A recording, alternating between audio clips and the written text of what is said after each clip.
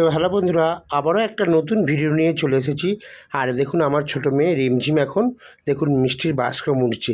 দেখুন আমার রিমঝিম কিন্তু সব রকমই কাজ পারে, এদিকে জরিও পারে, এদিকে মিষ্টি মানে তৈরিও করতে পারে, প্লাস দেখুন আবার বাস্ক মোড়া। দেখুন বৌদিও প্র্যাকটিস করছে, এখন মিষ্টির বাস্ক মোড়া প্র্যাকটিস করছে বৌদি। এখন আমি কিন্তু এত বছর ধরে কাজ করছি, কিন্তু আমি জানি না। আর এখানে দেখুন সুপ্রিয়া বসে রয়েছে,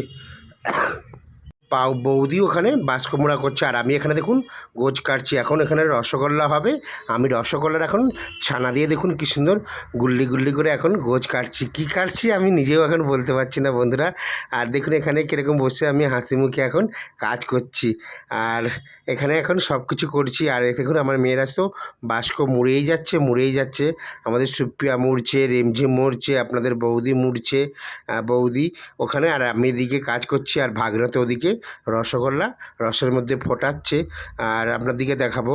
আর টুম্পা কিন্তু সব কিছুই পারে, আমাদের ডাকনাম টুম্পা, ভালো নাম। আর দেখুন এখানে গোছ কাটা হয়ে গেছে, কী সুন্দর সাদা সাদা রসগোল্লা। আর দেখুন কাজের পর এখানে দেখুন একতাল গোবরের তাল রয়েছে। দেখুন এখানে গোবরের তাল কত, দেখতেই পাচ্ছেন কত গোবরের তাল।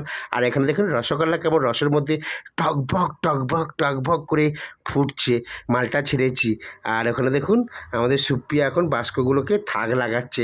আর এখানে দেখুন আমি ছানার গোঁজা এখন ছুরি দিয়ে কাটছি। এখানে দেখুন ছানার গোঁজা এখন ছুরি দিয়ে কাটছি, এখানে একটা একটা করে।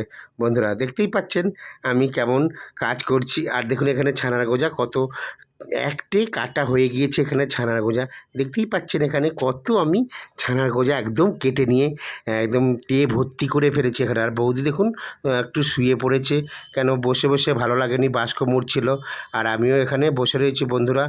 আর এই ভিডিওটা অবশ্যই আপনারা বেশি বেশি করে শেয়ার করবেন, লাইক করবেন, কমেন্ট করবেন। সবাই ভালো থাকবেন, সুস্থ থাকবেন, টাটা। দেখা হবে কোনো নেক্সট ভিডিওতে।